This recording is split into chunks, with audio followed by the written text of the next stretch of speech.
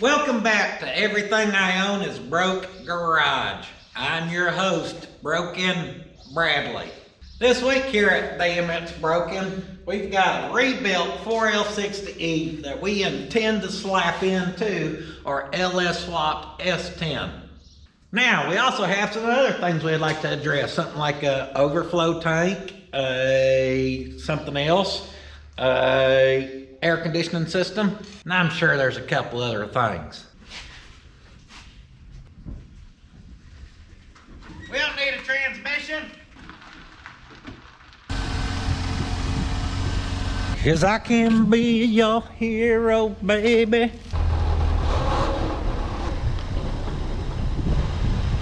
With our little hot rod back in the shop here, the first thing we're gonna do is the largest task at hand, which is getting our hopefully now non-slipping 4L60E back in the truck, because as y'all know, doing a transmission, well, you're not just doing a transmission. Once we get that in, we've got to get the exhaust on and the drive shaft in. We may even have to reinstall the wheel chock. So the last time we had worked on the S10, guys, we did the cam swap. We took it and had it dyno tuned. We got it making 300 horsepower to the tire. Some people don't understand what that means. See, some people was not impressed because they thought doing a cam only swap on a 2003 5.3 should have meant it was going to somehow make 1100 horsepower to the tire. Now, we didn't hit 1100. That was the goal though. I backed this one out because I noticed our copper washer's a little off center on that, though it does look like he put a little hucky puck on the threads for me.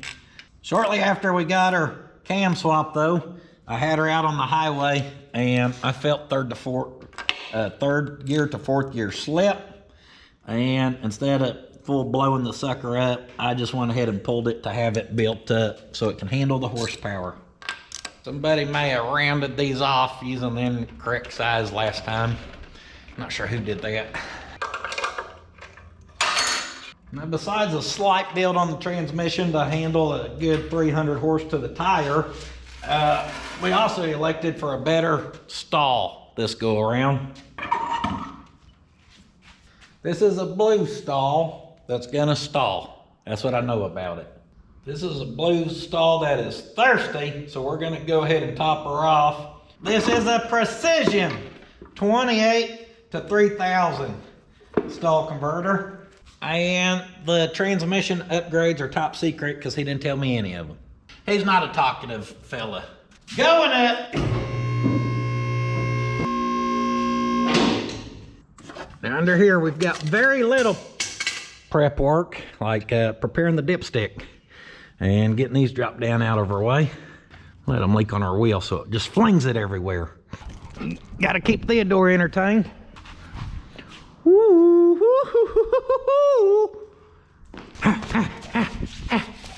I'll shove our dipstick back up in there because it kind of goes right there-ish. Oh no, I bent my dipstick. Don't nobody want a bent dipstick. Captain transmission. Ooh! We're gonna put a seatbelt on because I have dropped one of these and cracked the output housing, tail housing before. Treat it like your baby, buckle it in.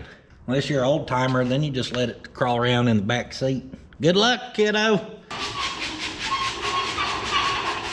Some of y'all got a good eyeball. I told you I seen that orange paint marker and I suspected that meant it was a junkyard motor. Well, I never even noticed the lie detector test right there on the back of the freeze plugs on each head. Y'all said those are what they glue on. So if you overheat the sucker, you know, the junkyard knows those pop or whatever. So good eyeball on y'all. All that paint marker is what made me believe it was a junkyard motor. Now, we'd been having an oil leak on this sucker, and I was hoping I was gonna get it fixed with the valve cover, but I'm wondering if it ain't coming from some of this crap right back here. Whatever, that's probably our oil pressure. I'm not sure what that little sensor is. Luckily, that labeled wiring harness takes the guesswork out. That's our cam position sensor. She looks like she's retained in there with a 10 millimeter. And then of course our oil pressure, she's fairly easy to get to as well. Maybe we'll pull both of those since we can get to them with no transmission. and just check like the oil or the O-rings on them. Maybe one of them has a slight leak going on. That sucker wasn't gonna come loose, I can promise you that. Now from the top side, this would all be behind the intake between the firewall, so they would be extremely hard to get to, which is why I think it's worth it to investigate now. Now everything's functioning, so we just don't want to break this sucker. I'm trying to pull her up out there. Pop, little pry job, and I felt it release. It's a tall sensor. Now, because I don't know what's what exactly on these LS motors, especially cam position. Boy, there's mice turds on there. I don't know if y'all can see that, but those are definitely little mice turds. They look antique though, but so little mouse been pooping on my motor. So this appears to seal way down in there, and I'm guessing that's just supposed to be a rubber seal, but that sucker looks like it has some RTV on it. And in fact, you can see a little bit of oil that was above where the seal is, and then the rest of that's wet, so there's no doubt in my mind that oil's coming around that. Is it coming all the way up out of that deep of a hole and running down our motor? I'm not sure, but surely that's supposed to look better than that. Our oil pressure little gauge or sensor there, she's on there tight as could be.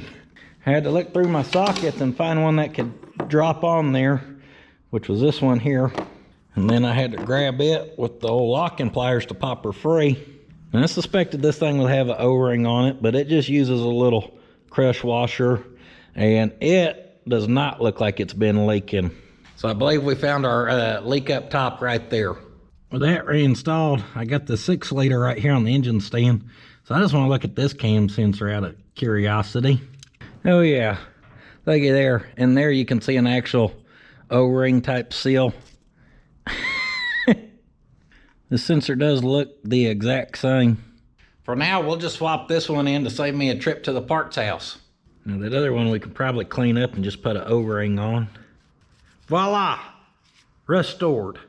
I found a part number on that as I was cleaning it up, so I checked our other one, and sure enough, they have the exact same part number, so that makes me feel even better. Sometimes parts can look the same, but don't mean they perform the same, you know what I mean? The cam sensor in and hooked up. Let's go back in with the transmission. Go ahead and guide our dipstick tube in. Pour you a little bit of trans fluid in your lid.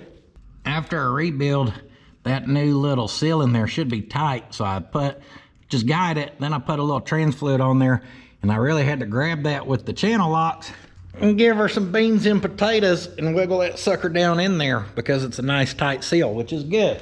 And we're not quite lining up there, but we'll bend on that. I did get it wiggled into place onto our dowels. So we are ready to start a couple bolts. And guys, I've said it before, I'll say it again. This is indeed the easiest 4L60E removal and install I've ever done in my life. From Yukons to Tahoes to Trailblazers and a tiny S10, it's the easiest one to do it in. Makes no sense. But we're not mad about it, are we? I've started doing better about my organization, guys. I went to the local grocery store and just got the cheapest gallon and sandwich size bags they have. That way I can stay a little organized here. Get a little organization up in this situation. Look at those babies go right in.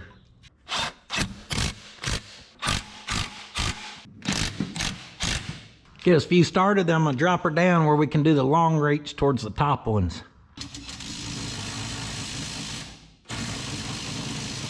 Now y'all have seen me do this transmission before, so I'm kind of zipping through it. Y'all don't need to see me plug every little thing in and every little bolt. However, what y'all have not seen me do is flush this cooler. So anytime you have a transmission go out, guys, you want to flush your cooler. Some people even just say, don't flush it, just put on a new one because you want to get trash out of there.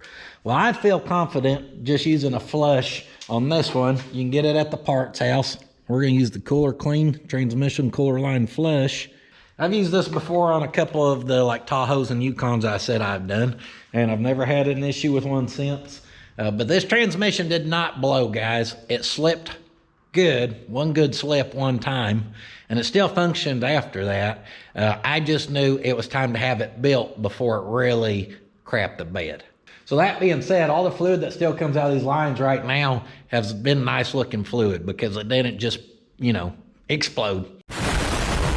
So let's flush it. I've never used this fitting on some AN lines, but we're about to. Not only we're gonna flush it, we're gonna back flush it. So your top is your supply, your bottom's usually your return. So the supply goes up to the top, return comes out the bottom up there. And then, so we want to back flush it that way. So I'm going to put this on our bottom line, and then we're about to make a mess. Helps if you take the lid off. Here we go.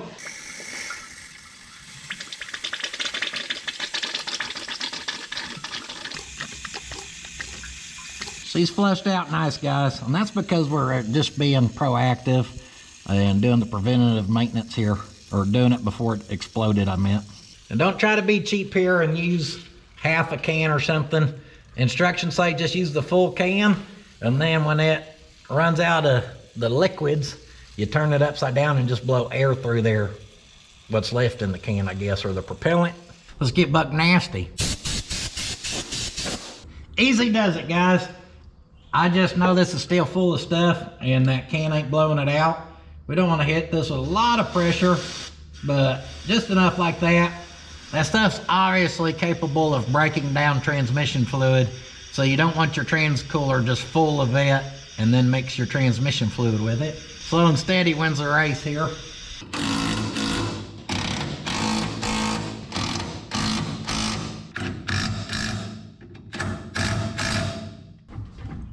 Yeah.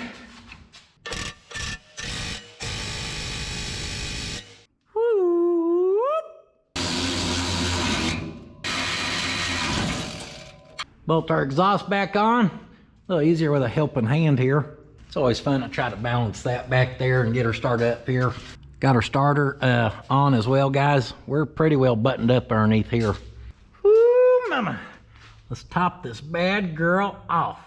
Transmission's dry, cooler's flushed, so she's pretty well a dry system. Except we do got a couple quarts, or close to 2 quarts in the converter already. I'm probably gonna get us about 8 quarts in here, and then we'll do some checking. Y'all see that dipstick? That end was all curled up, so I had to straighten that sucker out. I still don't know how it got curled up. The good news is I only slipped and put transmission fluid all over everything once. No biggie. I slapped the battery back in. Let's see if this doggy wants to bite. Come on. Little backety. Oh, ho, ho, ho, ho, ho, ho, ho.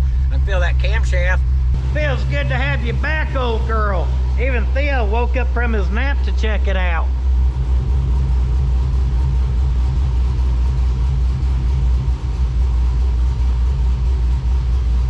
She's a little low on trans fluid. We're gonna burn off a little bit I spilt. I'll get her tuned in though.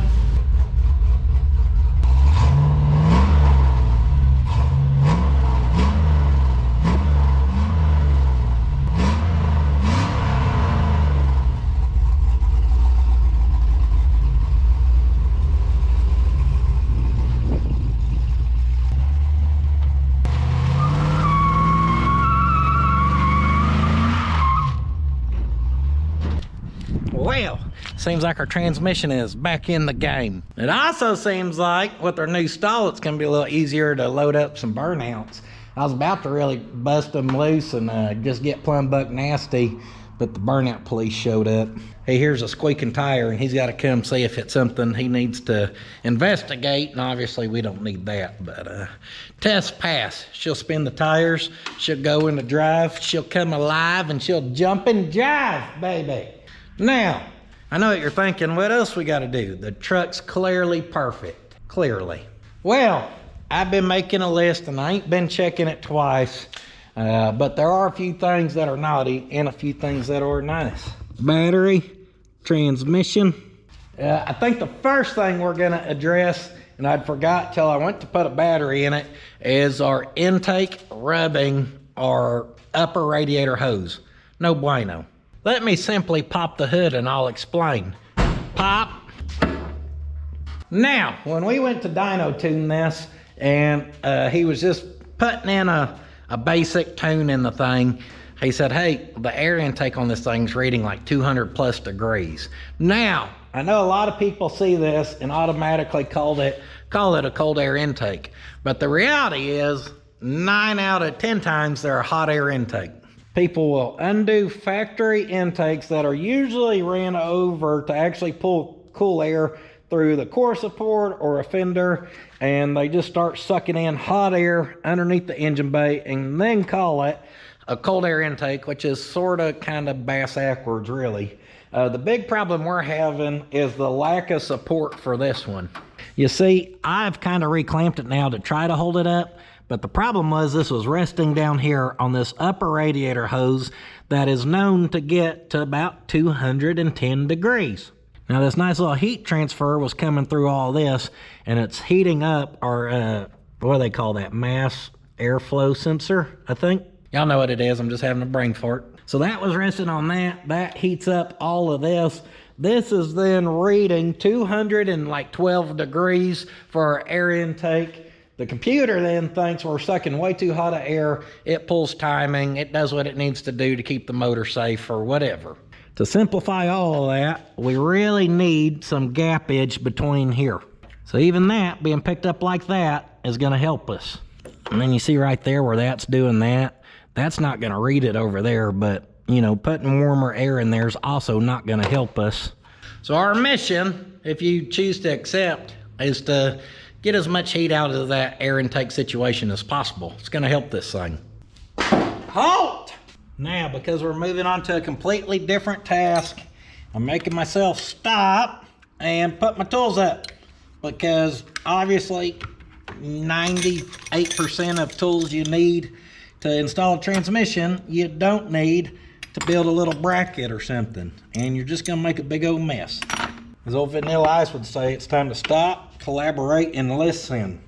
P-Tank's back with a brand new invention. That invention is damn stop and pick up after yourself. See that? Clean table, clean me, clean mine. All right, what's it gonna take here? Right up there, we might just be plumb SOL, unless we can somehow clamp that sucker. Oh yeah, no, she can get down in there, and then we can just rub that on that belt. I'm sure that's fine. But that can clamp like that and have a nice little gap between there.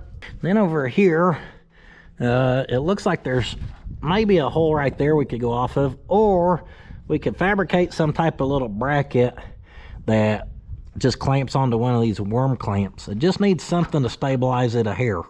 After a little eagle eye, I think a simple kind of J-hook piece of sheet metal will be sufficient. Got some scrap 18 gauge here. I don't think we need anything too thick. We'll go roughly 5/8 of an inch wide. That's our basic shape. We need to put a hole right in the center, and I missed. Right there's perfect. Oh, slice and dice. Yes.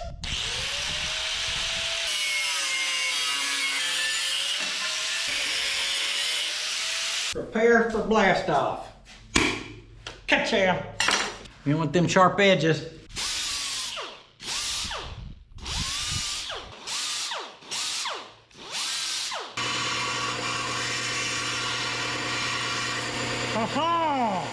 Now, as far as our lengths, we're going to do a little guesstimation. I see a hole right here, so we're going to kind of line up. Like, what if we use that pre-existing hole? Don't forget to pick up on that. And that'll kind of work. We need to zigzag over, though.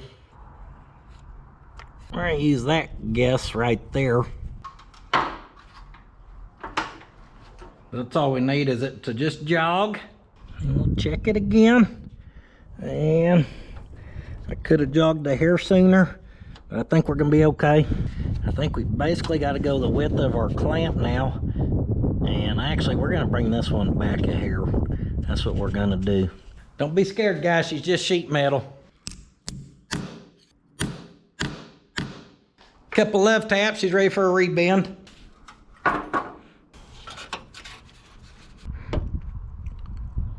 Increase our jog just a hair more, and I think we're gonna bend it right here, which is gonna allow our clamp to sit in here, and then we'll cut it off right there and just round those couple corners.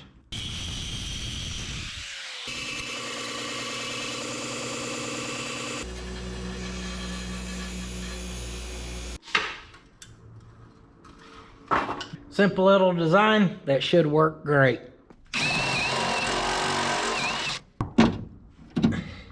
Well, dang it. Drilled out that hole. Oh yeah, we'll fit it. Just gonna have to get creative. Got a little bit of a power steering hose in the way, but we'll get her. We're gonna nutsert this to 1/4 20. That way we ain't gotta play grab butt with hardware. Yeah. Tighten that down, guys. Clamp everything back and check that out. That holds it up there now. You ain't got to worry about that falling down on there. You can get a hand through there. And this hose, I was looking for a way to clamp it, but I realized if you actually just sit it down into place, that sucker will hold there with it popped down across there. And you've got about a finger's worth there, which is better than nothing. And should be just fine for what we're trying to accomplish, which is just a little bit of gappage between there where we're not getting direct heat transfer. Basically, at this point, it has a turbo.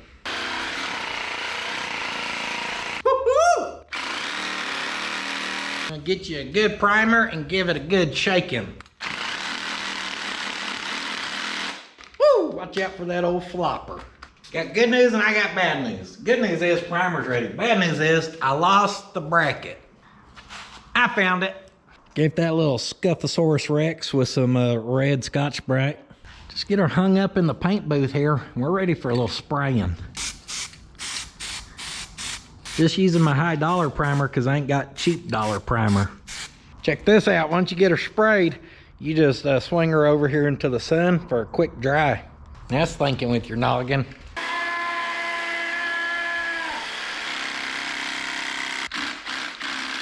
It's impossible to use one of these and not act like you have a machine gun.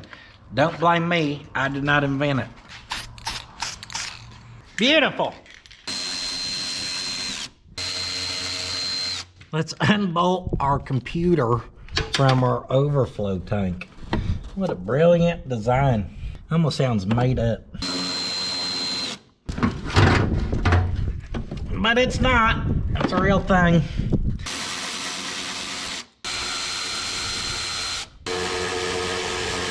Pull our 3 nuts I can see, and well, that seems easy enough to get that out of there, don't it? What the devil clamp we got here? Release, devil clamp.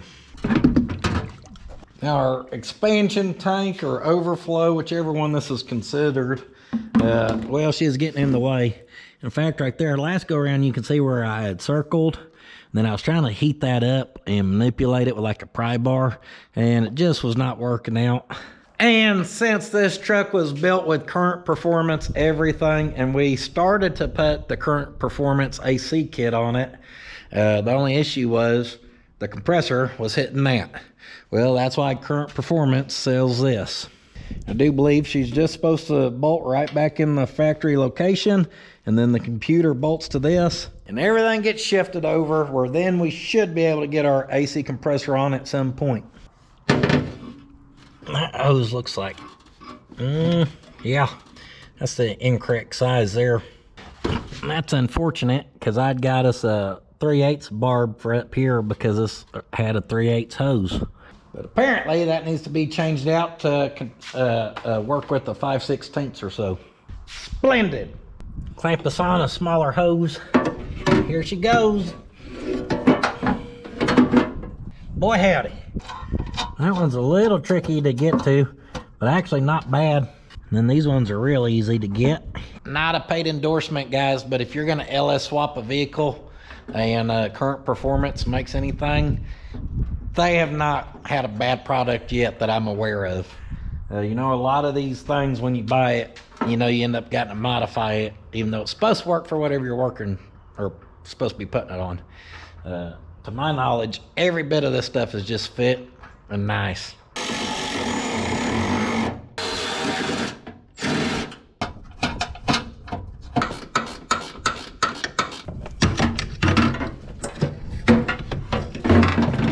wiggle our computer in. This all looks like it's gonna line up nice as well.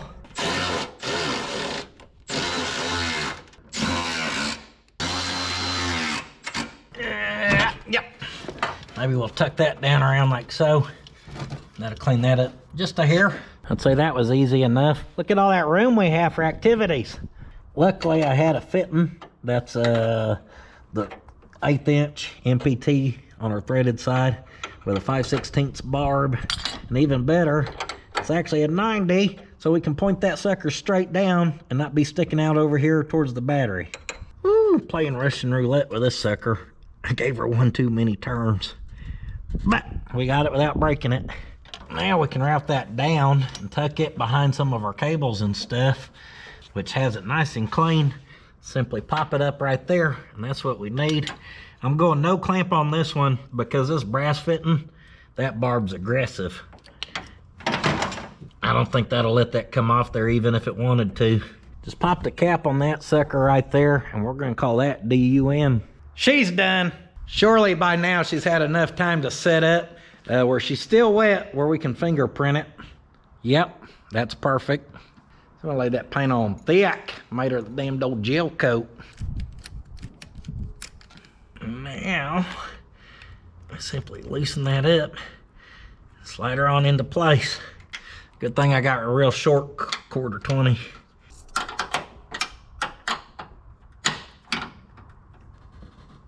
Looks good, performs gooder. It's not super low, but I forgot to top off our coolant earlier. As I say that, it's actually lower than I thought it was. Oh, she ain't low no more. Next up, let's get her back on the lift. I seen something earlier that I'm not a huge fan of. Gonna have to break out the line wrenches, because look at that rusty and crusty line right there, guys. That thing looks like it could snap off at any moment. In fact, I'm sure I could wiggle on it and get it to break. But instead of purposely breaking it, let's purposely replace it before it breaks and we lose our brakes and then the truck breaks. Spray it down with a little looby-dooby here. Wiggle, wiggle, wiggle, wiggle, wiggle. Oh boy.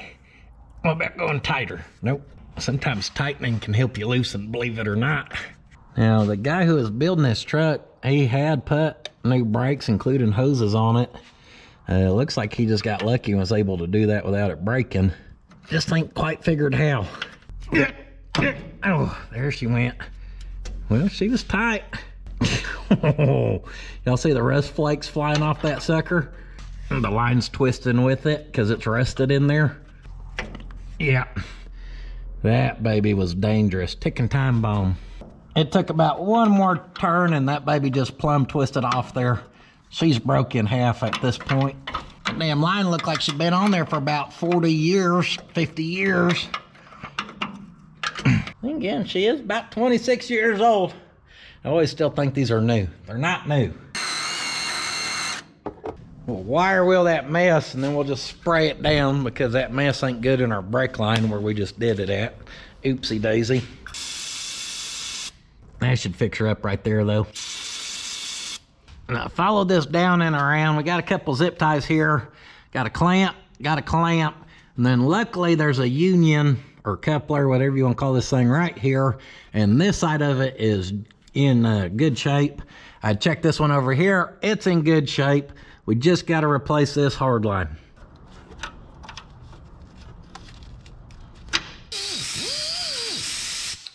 Don't mind me, just did a brake job. Uh-oh, uh-oh. I don't care about cutting that line. I thought I was smoking something else. Trying to cut this bolt. She couldn't quite back out all the way. I got this side off, no problem. Apparently she needed to be a hair shorter.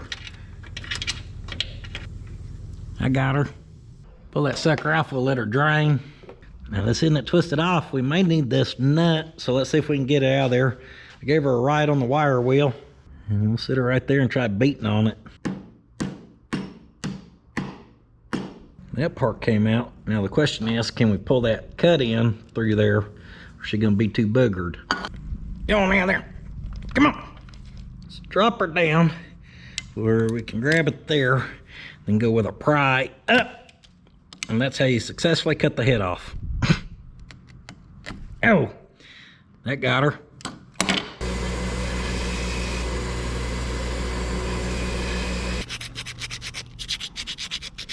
Lay our old one on the table here and just kind of do the best I can to recreate it, or hopefully I can get her into place.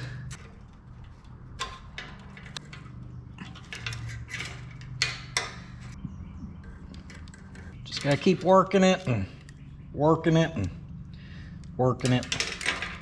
Now I know this needs to be a couple inches longer because I had to cut it. So this is fun because we kind of get to guess, and I guess right here.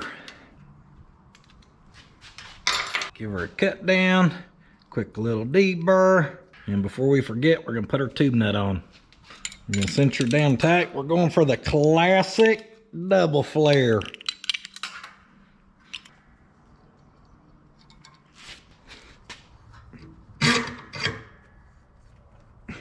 Round one, give her the smash. Round two, give her the flare. With it flared out, we're ready to go on. No, she don't have clamps, but no, I don't give a damn. And here's why. This stuff's covered in rock guard. I wasn't even gonna try to fight that rock guard. So those clamps on there are not even gonna clamp that tight. Let's just worry about getting her into place, and then we may clamp it in some new positions since our old clamps are blocked by old pans anyhow. What's better, a rusted line that's about to break that's clamped, or one that's not clamped but ain't gonna rust out? D, all of the above. Did a pretty good job on shaping our line here. Just gonna put a couple self-tappers with a little rubber isolated clamp there. Make sure nothing's rubbing, that'll get her dead. We're all tightened up and buttoned up, and that looks a lot better than our rusted one was. What do you think, security? Thanks, pal. Top off our fluid, get you a lovely assistant, and you're ready to bleed brakes. Go ahead. Okay, go ahead. Okay, go again.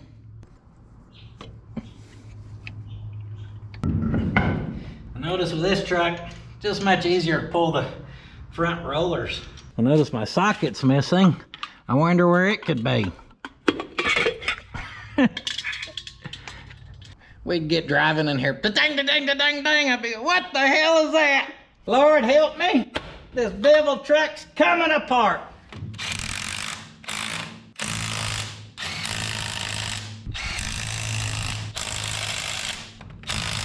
Let's go test them brakes and test that new transmission.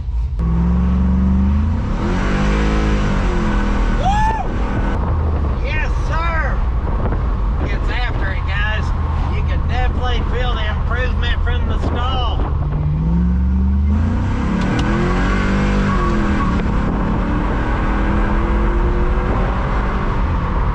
It feels pretty good, guys. I didn't push it too hard there. I kind of shifted it quicker than I had to have, I guess, so to speak. But I just wanted to see, make sure it's going to go through the gears when I want it to and stuff like that.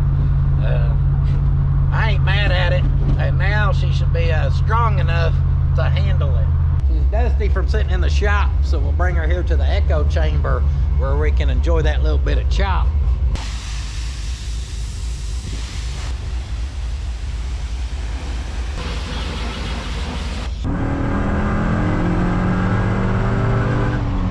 Now that we got her nice and hot, great time to really check that trans fluid level. She's down just a hair, not much. Well, call that a pretty good day. Now tomorrow, Hot Rod has formally invited me to attend a field trip with her. So we're gonna go do that. Guys, those are memories you don't wanna pass up. Hot Rod's growing at as tall as them weeds and just as fast it seems like. So she wants Dad on her field trip. She's gonna have Dad on her field trip. And we'll be back on this thing the day after.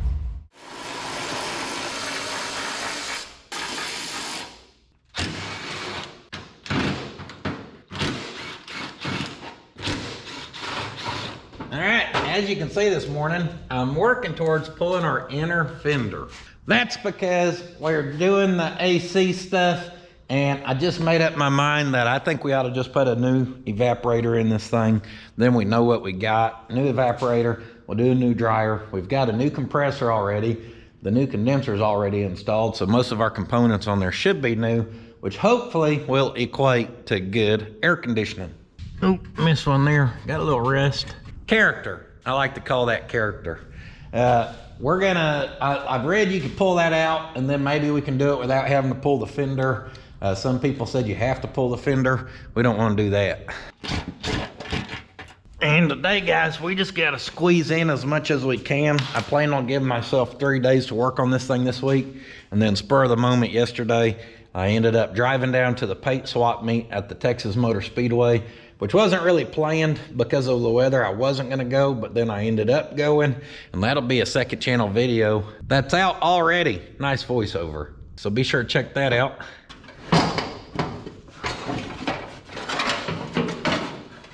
Let me tell you what, that fender wheel came out a lot easier than I thought it was going to. And not only because half the hardware was missing, but because it just comes out easy. We may need to get some bolts and do some investigating. See what I mean? One missing right there. Now up top, I'd already removed our battery, our ECM, and that overflow tank, which you know all that comes out in about 1 minute. So no big deal. We're trying to get to this HVAC box right here. Oh, I was like, what the heck is that? That's what's left of our antenna. Pull that out the way. I think we got to pull our blower motor out right here now. Before, I couldn't get us a clamp up here, but I may be able to get one on our brake line up here now even. Dang, got the old hookers on this gal.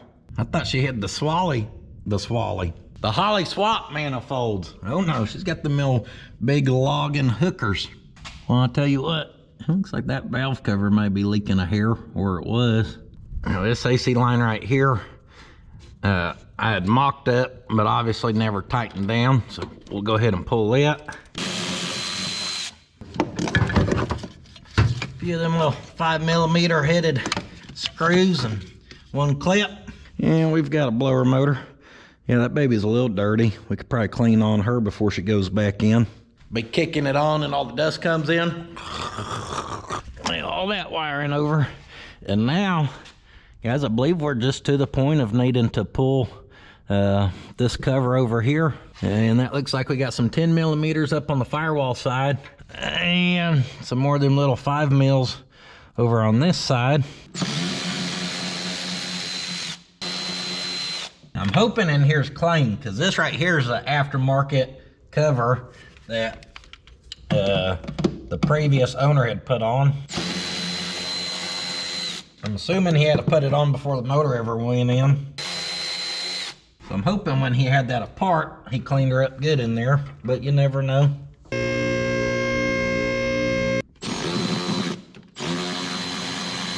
Well, maybe it's a good thing we're getting in here, because I see debris coming out. Oh, look, that's cracked right there. Holy cow, this thing's full. Y'all see that crap coming out? That's why I decided we maybe want to get in here, because you never know. If I was a betting man, I'd bet there's a tricky one in there. She don't look too bad. Oh, Susanna, don't you cry for me. I come from Alabama with a banjo on my knee. Just takes finding the winning combo. That other extension was too long, but just a little few inch with a deep well was just right. And we'll probably never get that started again, but at least we got it out. And as far as I can see, that's all of our hardware. So unless there's something in there, which I do not see any, so I think, whoa, she just shifted on the lift a little bit is what I think. Starting to separate. Wiggle, wiggle, wiggle, wiggle, wiggle. Go ahead and take that clamp off and lose that bolt forever. Just to keep things interesting, there's one tiny clamp on our AC line down here. Got her. Oh, got her missing one right there too. There we go. Boy, y'all see that? More debris coming out already. Holy cow. I was on the fence about if we should do this or not. Now seeing what I'm seeing, I'm glad we did. We'll finish blowing that out. But you see the top of our control arm and the ground down there now. And look over here. Now, looks like a lot of this was down. You can't see it because it fell, but it was packed up here and then kind of came down this way, and it was just thick there. This is what's transferring your cold air, guys. And it works kind of just like a radiator as far as when you've got air blowing across there, it's going to help keep stuff cool. If you block your radiator off and it can't flow no air, well, you're probably going to overheat. Well, if this is trying to transfer you your cold air and you block off a quarter of it, you're not going to cool off as efficiently as you should be. All this stuff did not take long at all to get apart. So I would highly recommend, if you've got a 250,000 mile truck like what I have, and you're wanting to get good AC out of it, guys, spend the hour it takes to get to this point. Now, I've got the stuff on order. Hopefully I'll have it by noon. This wasn't really in the playing cards. But now seeing what we're seeing, we're glad to be doing it. We're gonna start trying to figure out our compressor side of things. I just took a picture of our setup. It's always good to have a picture of your belt routing, just in case stuff don't work out. We gotta put it back together as is. Our tensioner right here is gonna come off.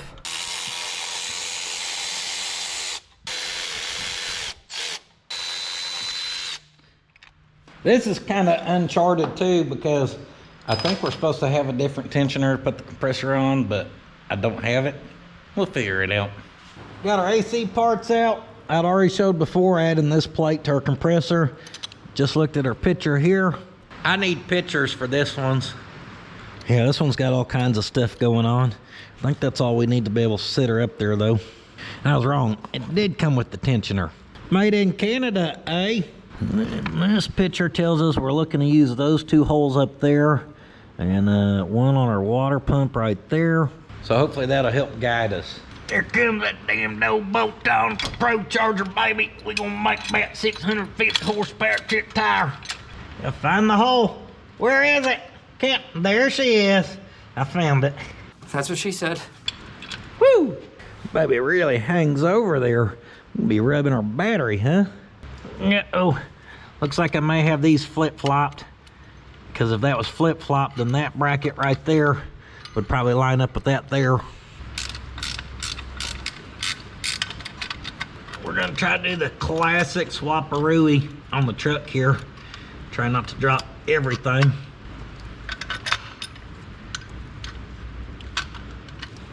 Alright, something ain't adding up there because that ain't lining up like I thought it would. Told you I needed pictures. I had it right the first time. I just forgot there was supposed to be a spacer in there. Tells you tighten that one, then that one, then that one. Check, check, and check. I was looking down in that fitting right there, the threads look wet. So I pulled our battery tray. We only have one bolt still holding it. And I loosened that line.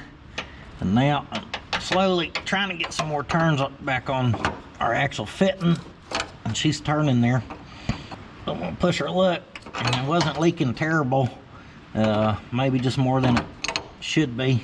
There's also a possibility that that's just trans fluid that fell from the top one when we had taken it off before, because underneath that on the hose down there, none of that looks like it's been getting wet. But since we're here, we can get to it. Better safe than sorry. That's about as tight as I'm willing to take it right there. Our new tensioner bolted on down there with just a bolt. It lines into these grooves. And then it looks like we'll have one idler right there. Oh, that's a big unit. Now our next big problem is figuring out our belt. We're gonna try to measure it, but that never works very well for me. It always takes about 2 or 3 till I get them right. This tells you which ones you need as long as you're running their power steering or whatever relocation brackets, or if you've got the factory stuff. Lucky us, we don't have either one of those. We've got the dirty dingo set up. So I don't believe any of them part numbers are gonna be any good to us. And the best I can tell, we're gonna have to route that the way we had it But we need a longer belt that can go up and over this idler. Then the other one goes on there, and of course it just wraps around our compressor. And I hate measuring crap this way because it's never accurate. But it's the only way I know to get us somewhat of a ballpark and get us started. So you can see I wrapped this piece of wire the way I'd like it to run. And you would think, in theory, this would work really good, but it ain't worked really good for me yet. Get about 101 1/4 inch. So we probably want to take away a little bit of that, around 101 down to 100, somewhere in there. Because that tensioner's maxed all the way, and of course it can come back. It's gonna have to come back soon. But of course that don't account for for our belt actually sitting down in its grooves and stuff, so it may end up being way less. Let me do a little parts researching while I see if we can get anything from the parts house to just try. So I looked on Dirty Dingo's site, and that's their part number for their AC brackets, or no, for the power steering. Either way, I wrote that number down. It's a Gates part number. And if you don't know, to start increasing the lengths, usually your last two numbers, you just start increasing them. So this one here is like a 98 and some change length. Let's change that to 85. Nope, that don't even exist. Change it to 84. There's a 99 and a 1/16. Also in stock. And I'm gonna find a handful of these that we can go get in stock today, where we can try it. Hopefully one of them will work, and then we can take the rest back. There's an even 100 inch. Nope, not in stock, never mind. Let me get a list together. Someone wants to go for a ride? Heck with it, I'm gonna ruin the fun. You definitely want to check out the paint swap meet video where we drove 3 hours to walk around in the rain and score this amazing $3 spacer. That's all we left with, Theo. Made her to the parts house here. They had everything in the Gates brand except the one. We'll grab it in Murray. I don't really give a damn what brand it is, just as long as it gets us going. In fact, we could probably get these Master Pros and save us a few bucks. Let's just figure it out first. That damn Puddin's in the back talking to himself. Let's try some belts. Met some gentlemen yesterday from the Forney Fire Department. Shout out to them for always watching me and Mordicus. They're some good guys. They gave me this old worn out shirt they had. Woo! Theo's gonna be a fire dog now. No, we ain't doing a mail time, but check out these little snap-on pliers a gentleman sent out to me. Nice little deburr tool. Those were separate people. But he said he's seen how much I use these pliers, which were also given to me by a subscriber. And another gentleman even sent out a homemade blanket by his mom, Grandma Judy, for Theodore. And Theodore loves that blanket. It's over at the house. Hey, don't you be going on no fire and rescue missions now because you think you're a firefighter, okay? I'm gonna start with the 990. Tell you what, I'd rather be installing belts than having to grab the belt. When I was a kid, my dad had a belt that had Bob. It was a leather belt, had Bob stamped into the back of it. And you did not want to be told to go get Bob the belt. Because when he got done with you, your butt was probably gonna say Bob across it. That one was a length of 99 and 5/8. And it looks like it's gonna get us close. He has perfectly good water right over there. Hey, you're not homeless anymore, dude. There you go. You're a bougie dog now. You only drink Ozarka. All right, got our tensioner pushed, and that belt is too short. So we need to go with a longer one. I only think we only got one other longer one. This time, we're gonna go ahead and wrap this around our compressor setup. We're gonna try to slip it onto our water pump pulley. That's usually the smarter option. So close. Just needs to be a hair longer. Well, shit the bed, Fred. Ran to the parts house. Here we go, third attempt. And that one went on. 101 and an 1/8. And it could actually stand to be just a hair longer. I grabbed a 101 and 5/8. No, actually that's good. I thought that tensioner was about maxed out, but I guess it's not. So that right there is gonna be good on length. So I started thinking about it, guys. I'm used to measuring for V-belts, and V-belts obviously go down in a groove, where these are pretty stinking flat. So I measured at 101 and 1/4, I think I said originally. We ended up with 101 and an 1/8. So that The serpentine actually measures pretty true. So if you have an S10 LS swap and you go with the quick performance compressor setup and you have the Dirty Dingo high straight rod alternator power steering mount, there you go. Halt! Well, we're kind of at a stopping point, guys, because we really need our evaporator, which is not going to be in until 2 o'clock. I do have a dryer, just no evaporator. Now, the previous owners, he said he was planning on doing like an upgraded sway bar, like a performance one. I would like this more to go in a straight line than worry about like corners and stuff. So right now it has no sway bars. And when you have a zero sway bar, a stock sway bar is a performance sway bar. Think about it. Unfortunately, it did not come with a sway bar, so I think we're gonna have to head to the junkyard. Now, it's been a rainy mess, so I think we're gonna have to call in the Special Forces unit. I think we're gonna have to call in the, I couldn't even get stuck even if I wanted to. That's right. We are gonna take the ever so loyal tow roller. She never lets me down. Be sure to bring you a creeper to the muddy junkyard. Theodore, load up. You can sit up front, dude. I didn't say you could drive. Tow roller adventure with Theodore. You can say the windshield wipers are working real well. They look like those waving arm inflatable thingies. Do not fear. The wiper on the passenger side works. Go, tow roller, go!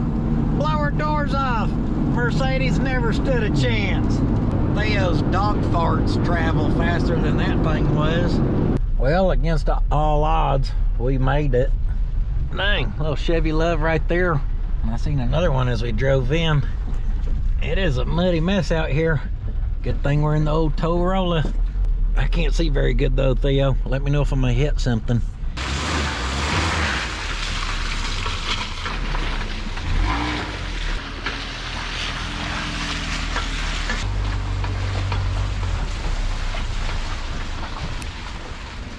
I knew somewhere up in here we had some S10s to choose from. Yeah. Have I mentioned I hate getting rained on?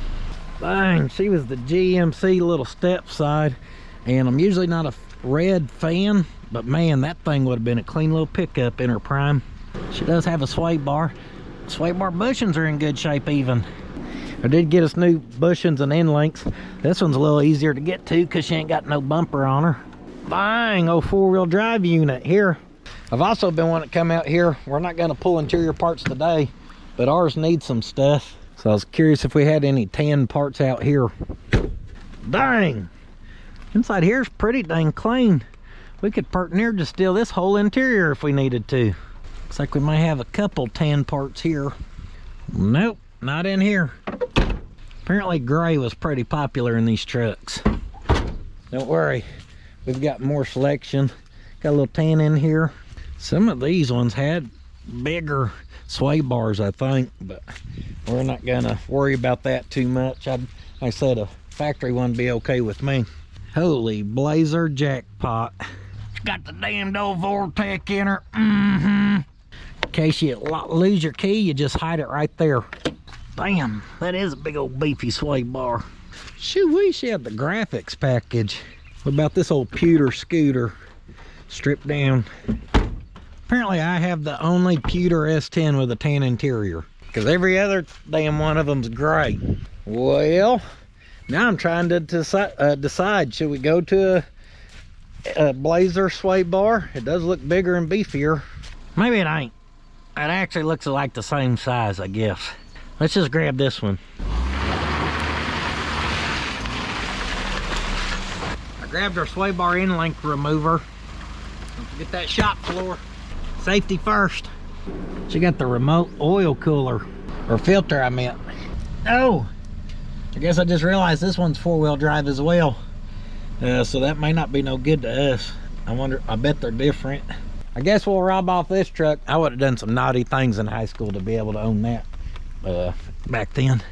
Look right there, 96 G80 4x4 373s. That means she's a posi unit.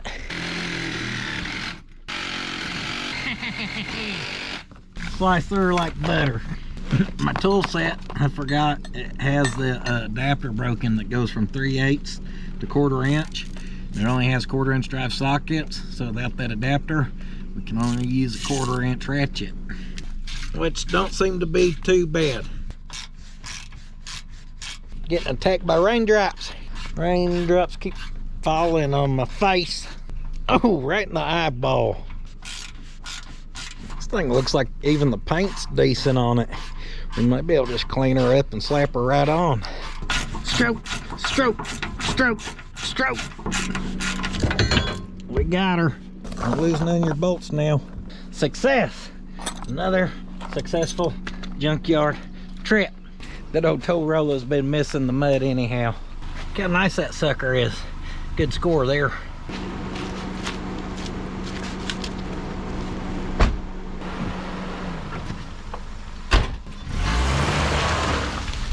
You having fun or what, buddy?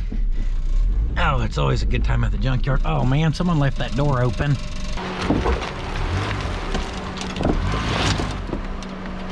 Try to be a nice guy. Close that door since someone left it open.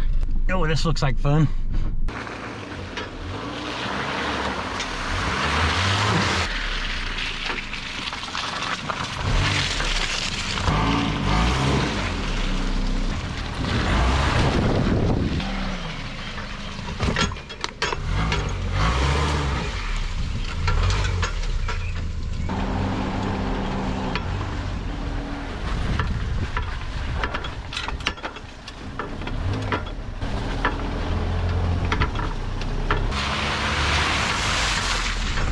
Got to end with a big splash there. I always have a good time driving around out here at Sammy's place. If you're thinking quit tearing up his place, Sammy don't care. He's let me play out here in the mud when it's raining and stuff multiple times. In fact, we may just want to swoop through, because sometimes he parks new stuff that's come in up here. We just want to make sure he don't have nothing. Make sure he ain't had nothing come in that we just need to get some eyeballs on. I ain't got a burn up Jeep. The new Corvette with the yellow bumpers. Well, it looks like we got us an exploder right there. She's probably got in there one of our rear ends we like. Look like she's 4-wheel drive. Uh-oh, uh-oh. Looks like what's left of an El Camino sitting in front of that crusher. I ain't got the old Cummins Dolly C-channel bumper with the flatbed. We like that. All right, never hurts to put eyes on stuff. We're gonna be pressed for time, all this parts running we gotta do today, so we better get paid up here and head back towards the house. Hey, one of your S10s had a door stuck open, so I was a nice guy and used that bumper and shut it for you. I didn't want no rain getting in there. That's right. You don't need me to close that back glass too? Yeah. Theo, look at this weather on the way home. Oklahoma's bipolar. Oklahoma's kind of like a hungry woman. You don't feed her, you're gonna be in trouble. Things gonna get nasty.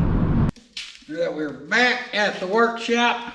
We're gonna spray that baby down with some of our Get Gone degreaser by the Sweet Patina, and we're gonna stroke that thing.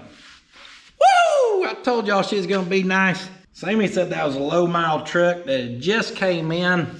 Obviously, it had been hit. Well, I guess I didn't show y'all. It had been hit in the back. But he said it still runs, and he said it was a nice little pickup before it got in that accident. So I thought we were gonna have to come home and get the rust off one and paint it, but quick little scrub down, we're gonna be ready to bolt this sucker right on. If you wanna get you some of this good Sweet Patina, just go to sweetpatina.com, use that old promo code on the screen. Cleaned up our brackets. I'll give us a shot of grease in our new bushings, and this baby should just bolt into place. I wish bolting these on was as simple as it was to pull them. The amount of time I've spent cutting threads between both sides, we could already ran to town and bought 2 new bolts. About got her whipped. Because this thing's lowered down with them lowering springs, we're gonna cut down our sway bar end links so they're not wedged way up in there at a funky angle. Those bushings I bought, I went to put in there, they were too big. They're for a bigger sway bar. So then I was gonna reuse the old ones. And then I started looking, I thought I had a new set of bolts over there. I found this, and it was a full little poly bushing set with the end links. So now we're using that stuff. I don't know if these used to be 3/8 thread, but they are now. And we don't need all those threads, so we'll cut her down. Thread you a nut on there first. That nut will help you clean your threads. With that cut down, we also got to cut down our spacer. We're going from about 3 3/8 down to 1 inch. Woo! That sun's coming out, making it nice and muggy. Yes! Yes, yes, yes. One stinking piece of bushing was missing. I got to digging around over there and I found it. It was on the ground. If we didn't have that matching one, we were gonna have to redo it again.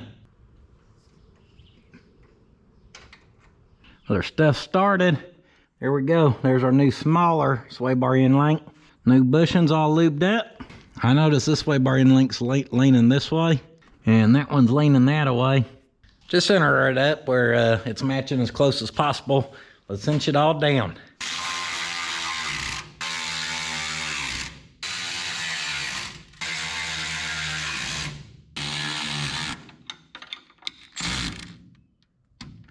Since we're here,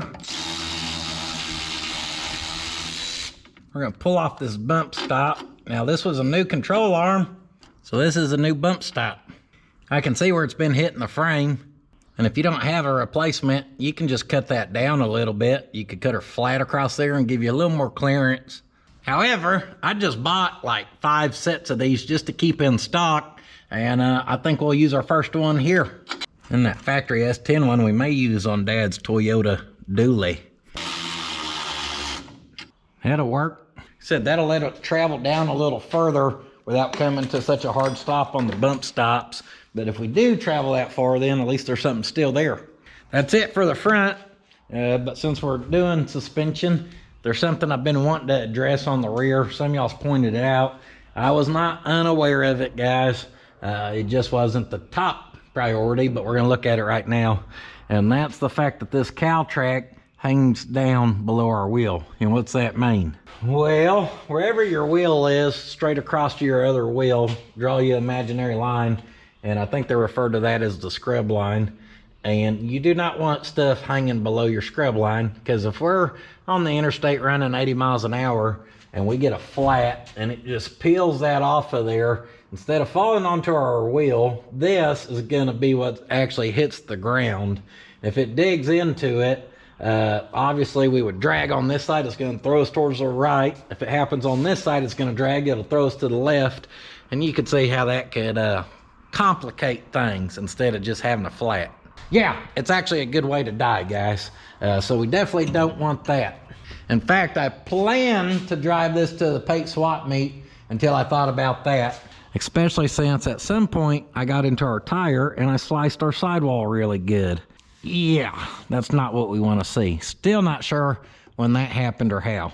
So I'm looking here, and what I'm hoping we can do is just loosen this and take this straight up.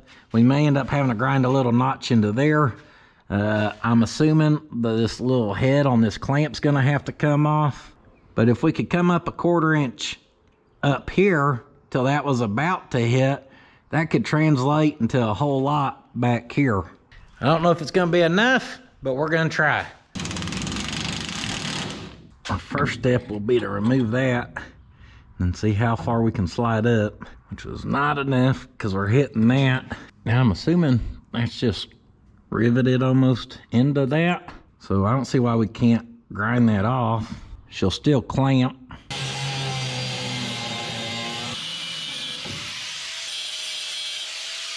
Quick little trim job. Oh, that let it come up a lot. Woo! Done a little brainstorming, and I think I know what we're gonna try. We are gonna try moving our bar to the outside. We're gonna have to get different hardware, but I'm thinking we're gonna try something like that there. Let's be honest, cowl tracks should offer something for slam trucks. There's so many performance trucks that are slammed down to the ground. Come on, cowl tracks, get with it. Woo, doggy, sound like parts are here now. You keep hauling parts, we're gonna put puddins.fab.shop on the side of this thing. I told you I want a pink Bronco with the pink logo. If I'm gonna haul parts, that's what I want. Well, your evaporator's in the back too. pink Bronco. So it means one of the early expensive ones too. We got 3/4 inch hole. So over on this side we can measure. We need a spacer 2.5 inches. I think my measuring, I'd come up with about a 6-inch bolt is what we needed. And I just pulled down some tubing. Woohoo! Perfect fit. I'd stock this so if we keep building coilover mounts, we can sleeve stuff for the coilover bolt. 3/4 perfect. So we need to cut one of these 2.5 inches. Now as far as that Bronco goes, guys, I got good news. I found her a Bronco. Well, not really. It's just a International Scout, which is a fraction of the price of a Bronco. And as long as I take the International emblems off and put a Bronco one on, she won't know any difference. That's a good thing about being married to a woman who's not a car gal. She won't know. As long as that sucker's boxy and square, I'm golden. Best part is y'all think I'm playing.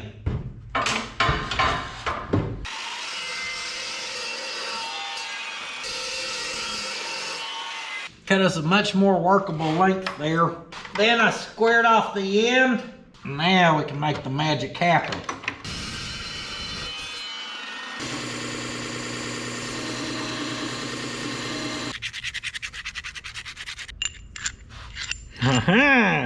I'm about to tick off all the suspension experts with this one. Ooh, I promise it's gonna bring all the experts out the woodwork. Here's what I'm thinking. One of our misalignment spacers on that side to get it off the bracket. There's a spacer we just cut. This is just so we don't get into the nylock. When we actually tighten this down, that'll be gone. Just the nylock ran down. This swings up, and I really like it right there, like even with this. Originally, I was thinking about cutting those off and setting them up there, but I think this bar's running up at too much of an angle right there. This right here is the bolt that went through there. And kind of just like regular old shock plates, you usually have a stud off of them, you'll slide your shock on. I do not see why we can't just swing that up right there and weld it on to that bottom plate. Even though that's at an angle, because we have a heim joint, that really don't matter. That could still pivot up. All we need it to pivot. That ain't gonna make it bind or nothing. And right there's exactly where I want it. And then we can still cut those off, of course, or we have to, because that's gonna be what's gonna drag next. I know there's gonna be people throwing some fits, guys, but you gotta understand, this is a cow track. That ain't even like a link bar. Most people don't even use 5/8 bolts on like 4 links and stuff. So this having 3/4 inch hardware is just honestly massive overkill for what our truck is. Now, maybe if they're throwing down 1,700 foot-pounds of torque, all right, she might need 3/4 inch, but for us, that welded off there should be plenty strong. These bars are just trying to prevent axle wrap. Our leaf spring is still our suspension. Screw it, I'm doing it. I done convinced myself. First thing we're gonna do is grind down them markings on the head of our bolt where she can sit nice and flat on that piece.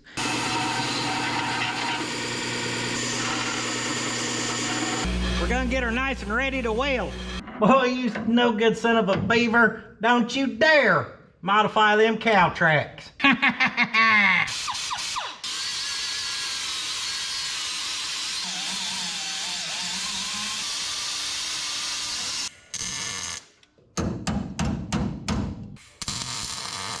Now, yes, that angle is gonna mess with that bar sliding on and off there, but that's why I just made sure we had a gap up underneath here. They will still be adjustable.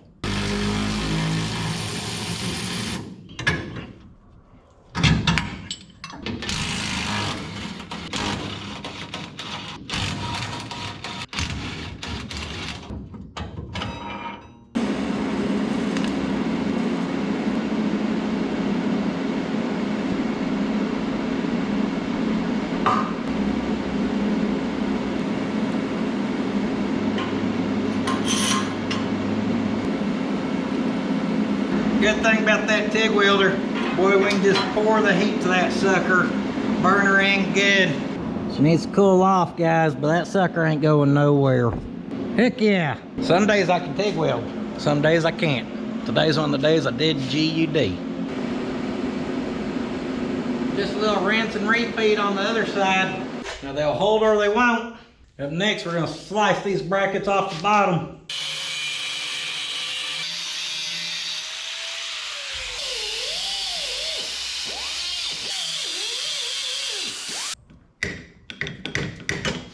These lips here make it a little hard to cut all the way through, but you get it really close and then you can give her the little snap, crackle, and pop.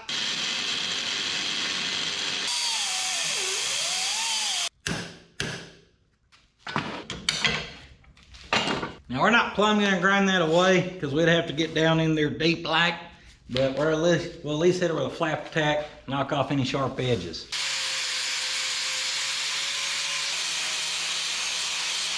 The shake thing goes out to the Forney Fire Department because they said they like it when I shake things up.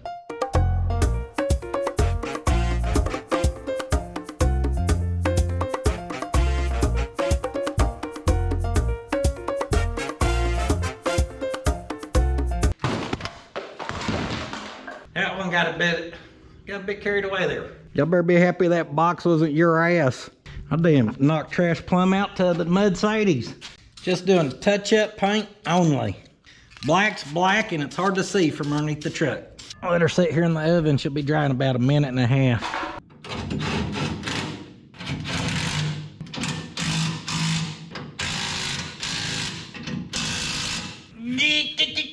Good news is, all this crap, come on, bolts right back in.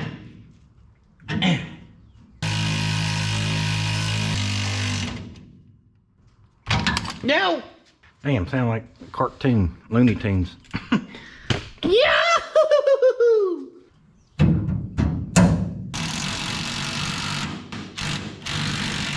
Ain't gotta smoke that thing, just don't want no slop in it. With both sides buttoned up, looks good, guys. And now, our wheel's probably a good 1.25 inches below everything else. That's a good thing. I'd rather have safety over performance. I do not think these are going to perform bad. Now, before we set this down, I noticed this was leaking. And I thought I'd done it with my torque wrench before. But apparently not, because they are definitely loose.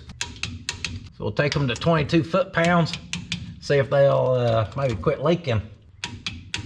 With our suspension tuned in, we can get back to our air conditioning that we started on a long time ago. As a smart man, I would have cleaned this up earlier where I could have had time to glue these gaskets back into place. I'm going to clean up our little box here that holds the evaporator core real good. I'm going to pack up our new one. Now, the main thing I'm worried about doing, besides getting this back together, is trying to make sure it's sealed up. So where that's cracked it on the inside, I'm gonna put some duct tape in there. It may be just enough to keep some warm air from coming through there. We'll go double layer for extra protection. Now the rest of this, that'll hold. This one here is gonna be a little questionable. So hopefully a quick dab of the super glue will hold it where we need it. Tape your pieces into place, put her in the sun. Cure time, 3 to 4 minutes. Unbox our new evaporator. I was curious if it was gonna have the wire mesh. It's always a good sign when you can hear stuff in your parts. That's what I just bounced out of there. I didn't get this from my normal parts house, I'll just say that. This parts house was the only one that could get it today. And now we know why I'm not changing parts houses. Them tried to sneak attack me. If we look at our old one here, look, it came with a bunch of wire mesh on there. I guess that's supposed to prevent crap from getting in there, which works. But man, that's got to block some airflow too, don't it? I'll tell you one thing, we're not going back with it. Poured us out some AC oil here. You want to use a nice dirty finger to lube those O-rings. I think this orifice tube goes in our lower, like right in here. See where those are crimped? That's what it's hitting on to stop it. Gotta have your orifice tube in there. Take her for a little trial run, make sure she's gonna fit. Well, she's trying. If you don't keep a roll of cork tape, well, you should. I don't keep it because I do that much AC stuff. I actually like to use it as a universal grommet when you can't get an actual grommet in there. This stuff feels like tar and tape, cork mixed together. Cork tape. See, I'm gonna wad us a piece right there where that's supposed to stick out. I'll do the same thing down there on the bottom. Make sure your nuts are facing out. Oh boy. Hold that away with some tape. Then I pull these pieces of tape, and I think we're ready to go back together. And I'm trying to take my time, finesse it right into the sweet spot where we don't tear up none of our seals. I squeezed us in a piece of cork tape on this side too. Let's get one started up top here. Easy does it. Oh, we're sitting pretty. Camera died as I got our lower one started with a piece of tape. Just plastic, so don't get crazy. Let the seals do their job. I don't know if this corner up here we can trust. So what we got? Hey, Mile Puddin's in the shop tugging his hose so he can blow off his vent fan thing. Jeez.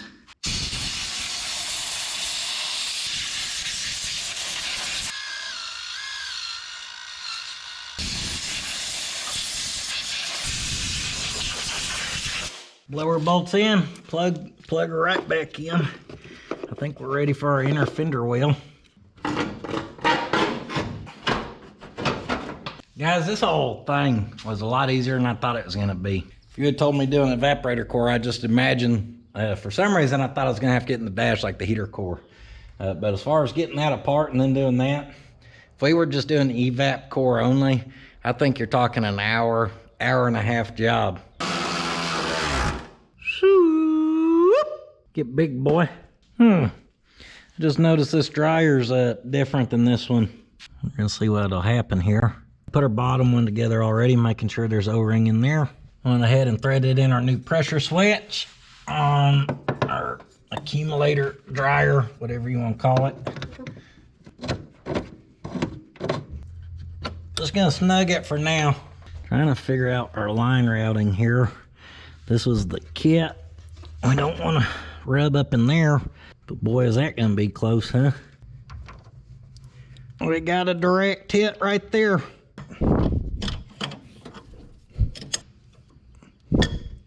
Now before we tighten down this final line, I did button that up, tighten that one up. Our compressor came with 6.1 ounces of PAG 100 oil. The internet says we need 8 ounces, so we're about 2 ounces short. So we're gonna go get some oil. And we also need refrigerant. And the factory one needed 1 pound, 12 ounces of R134A. So we're gonna go around similar amounts and hope that works for us. I don't think it came with any info about, you know, how much we're supposed to put in there once we do this upgrade we've done. Me and Hot Rod ran up to O'Reilly's. Well, and Theo took the International. I asked for a measuring cup. This is what I got sent. I don't think my wife realized it's for refrigerant oil. I guess it's mine now. We need additional 2 ounces. Right, there we go. I'm just gonna add this into our line to get it into our system. When I did the stout, I added it throughout the system.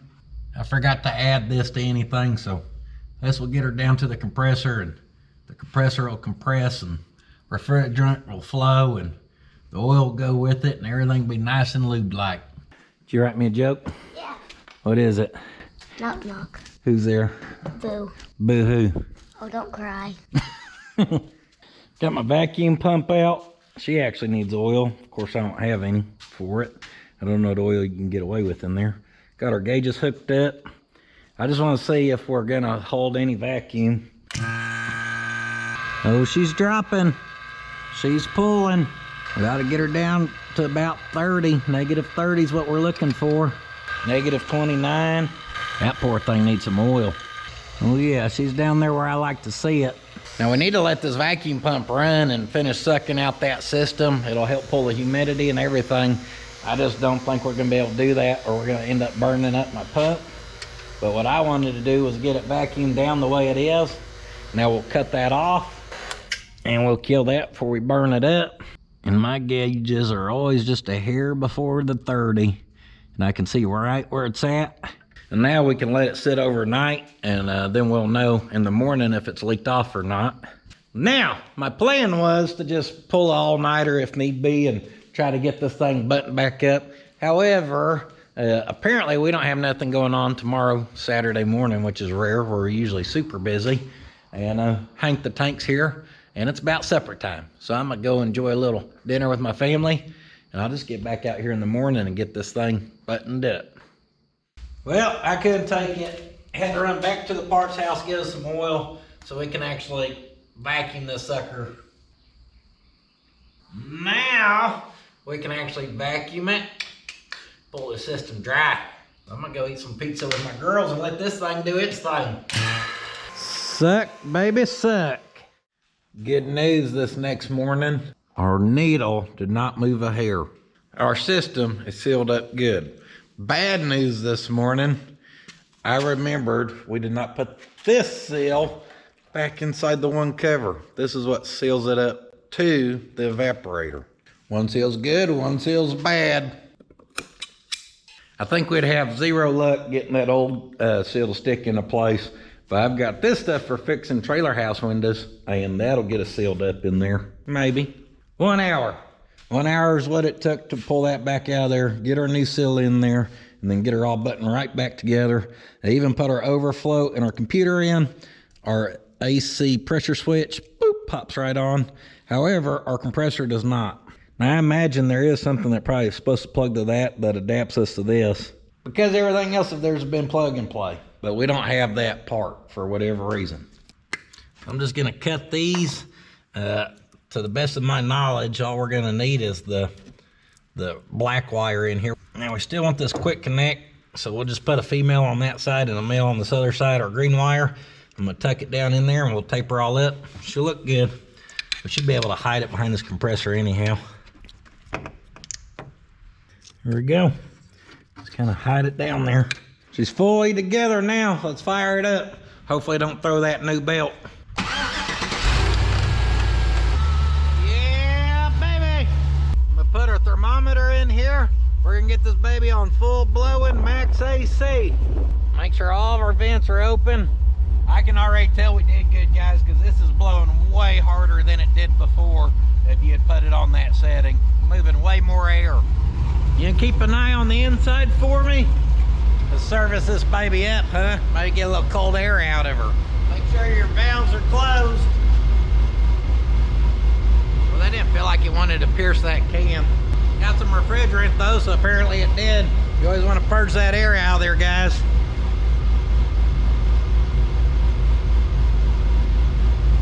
Some of these cans self-seal, so if you back out too far, it'll seal itself back up. So you gotta mess with it, find the sweet spot. I can see our refrigerant in there, guys, and our gauges. Well, they're doing their thing. I'm curious to see if our compressor is gonna kick and suck that down. Yeah, I figured it would have done it by now. I did check our relay. For the AC, I swapped it with the horn one because they're the same part number, and our fuse. Then I got to thinking about it, guys. If this compressor is not a 2-wire setup, that probably means it's grounding through mounting. And then I hooked up the black wire, which would probably be the ground. And I think we need to hook our green wire up over here on the compressor. If I was a betting man. Swapped our wires. Let's try again. Oh. Did I hear her? There she goes. Open this back up where we can keep putting this whole can in there. Woo! I should have known better, guys, if it ain't a 2. I was just black to black, made sense in the moment. Uh-oh. Uh-oh. That belt's trying to jump. Y'all see that? I don't like that. It's working for now. Well, dang it. That baby's riding up on that lip. What do you want to be plumb over there for, huh?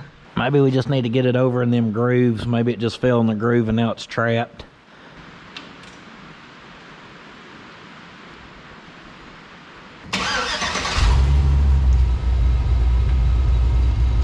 Well, it jumped back over. As long as they don't fling it off there, I'm gonna let that keep cycling and suck that can down.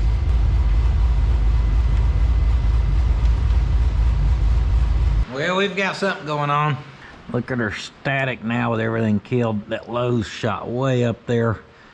High's down, but when it's running, this is staying around 40, which could be whatever. This is staying up about 225, which is high.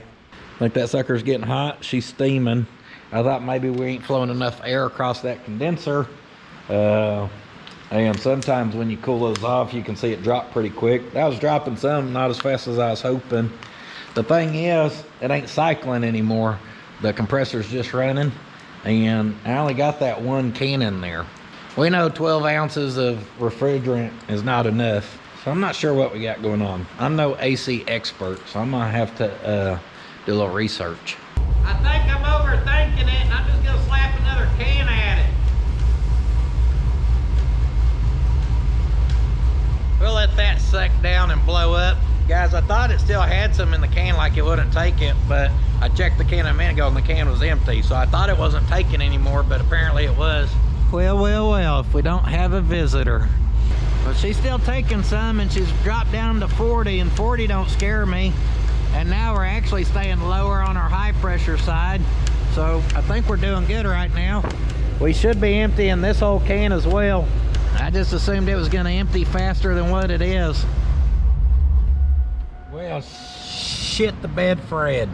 Nothing about this morning's gone right. In fact, it's noon.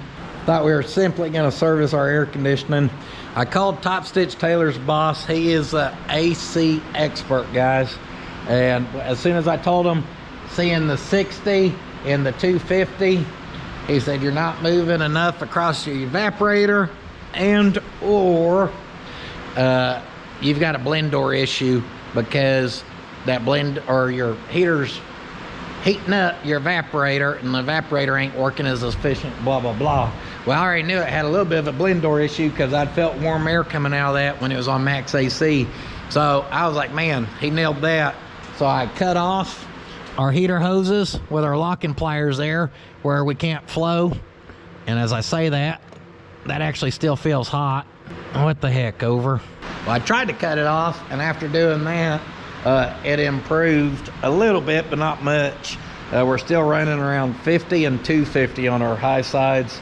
And just talking with Aaron, he said, I hate to tell you this, he said, but especially with aftermarket parts nowadays, he said, I really don't think your compressor's doing what it's supposed to be doing.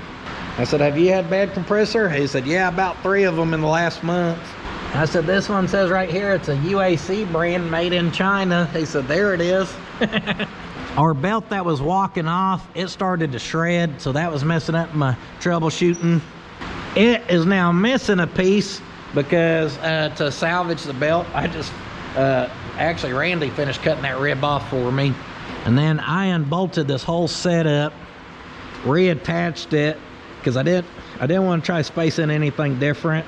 The only thing I did change was there was one spacer, I'm not sure where it was, just this tiny washer behind the tensioner. I took that out, this sucker right here. Other than that, I held everything, bolted it back on. It seems to be staying on now, it ain't walking off. However, this is the custom skinny belt at this point, so who knows.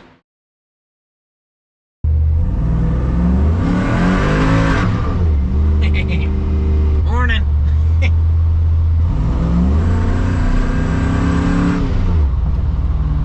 Did a little testing today. Well, she'll boogie. That felt really good. That makes me happy, because the Coolant modification ain't getting no hop hop hop.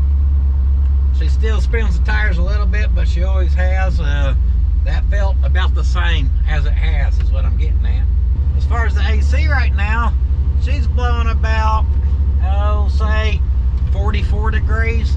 I was running on the highway and she was getting a little lower.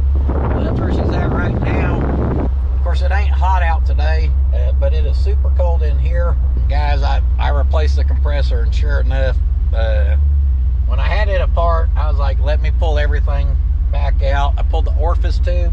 There's just a little bit of trash in there, metal trash. So So that compressor had gave out just a hair on us. Now as I was sitting and servicing this time, it was creeping up on heat. Even the motor got hot. Gauges were looking good until it got about serviced. And then I cooled down the condenser with a bottle of water, and everything came down and stuff started cooling off. So I don't think those electric fans are just moving enough over the condenser and the radiator apparently, which ain't a good sign since it's not even hot out yet. So between that compressor being trash right off the bat and the that not moving enough air apparently, I guess I'm not as impressed with this kit anymore. And even now she stays right at 210, where before I swear it was always just a jog to the left of 210. Prepare for blast off.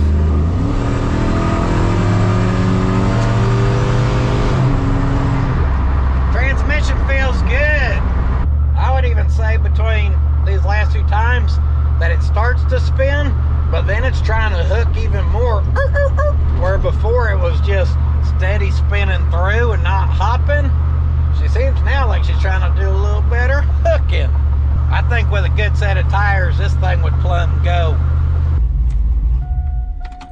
Yeah, she's sitting there, staying between 210 to 215.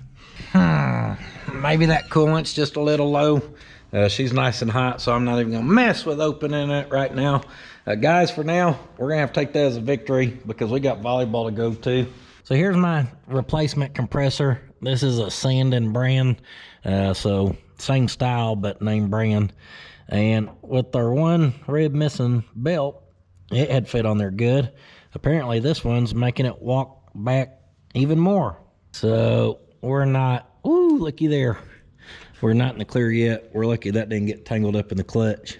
Welcome to hot rodding, guys. One problem fixed. We've got our new stall in. We've got our built transmission. No more slipping gears. No more hanging cow tracks. Got them moved up. They still seem to be performing good, if not better. Granted, we had lowering blocks in the mix. However, that problem's fixed.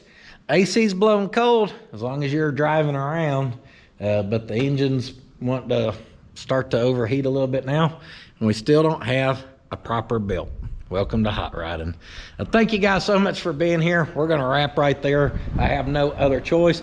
Hank the tank, Hank the tank. Power brake it, power brake it. You're supposed to come sliding in. Oh gosh, no. puddins.fab.shop for that good quality merchandise, guys. We appreciate all support there, supporting me and my girls, where we can go do stuff like volleyball this weekend. It means the world to us. Be sure to be sure to get Theodore in the last closing shots here. He's getting lived on. And I'm on the Instagrammer. Check us out on Patreon if y'all want to see this same content, just ad free. Great way to support me and the family as well. Facebook, blah blah blah, all that good stuff. And much other than that, guys, do not forget, sitting on your butt will not finish your project. You got clothes on? And do not forget, sitting on your ass won't finish your project. What a bum. Just got it made around here. You keep an eye on him, okay? Hey, you're on Mordsky duty. Someone has to be. He said, hell no. How do you lose a power tool, Chris? You let it fall underneath the truck. That's him.